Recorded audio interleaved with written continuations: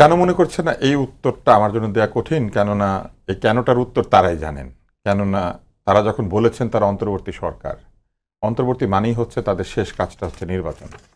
সেই কাজটা যত তাড়াতাড়ি তারা করতে পারবেন তাদের দায়িত্ব পূর্ণ হবে। কিন্তু বারবারই তারা বলার চেষ্টা করছেন সংস্কার সম্পূর্ণ না করে আমরা যাব না।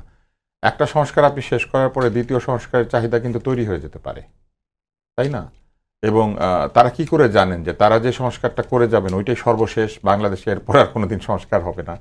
সংস্কারের কাজই হচ্ছে একটা হবে, আরেকটা হবে, আরেকটা হবে। সংস্কার করার পর দেখা যাবে সেই সংস্কারের ফলাফল মনোপুত হচ্ছে না, তখন সেইখানে আবার সংশোধনী আসবে, নতুনভাবে আবার চিন্তা করা হবে। এটা তো একটা ক্রমাগত প্রক্রিয়া। তারা বারবারই অস্বীকার করতে চান, তারা বলেন যে সংস্কারকে যারা ক্রমাগত বলে এই কথা ঠিক না।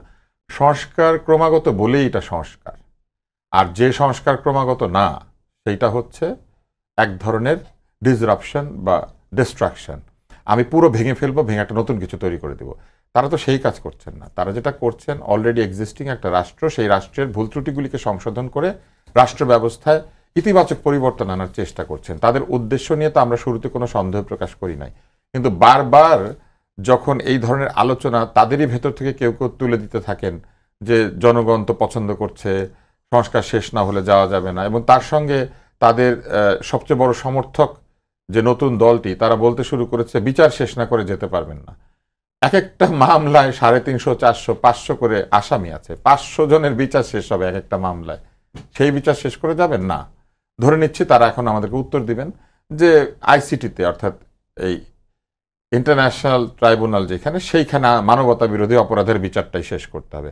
মানবতা বিরোধী অপরাধ করার ক্ষেত্রে বা এই বিচারের ক্ষেত্রে প্রথম উদাহরণটা আমাদেরকে দেখিয়ে গেছে আওয়ামী লীগ সরকার। তারা নিজেরাও কি 6 মাসে 1 বছরের বিচার শেষ করতে আজকে যিনি আজহারুল ইসলাম মুক্তি পেলেন তিনি তো 14 বছর পর মুক্তি পেলেন। হ্যাঁ, তো তাহলে 14 বছর ধরে তার বিচার চলছে। এটাই আমার প্রশ্ন, যে তারাও কি 1 বছর, 1.5 বছর, 2 বছর এটা শেষ করতে পেরেছে? 14 বছর পরেও এই বিচারের যে প্রাসঙ্গিক কার্যক্রম সেটা চলছে।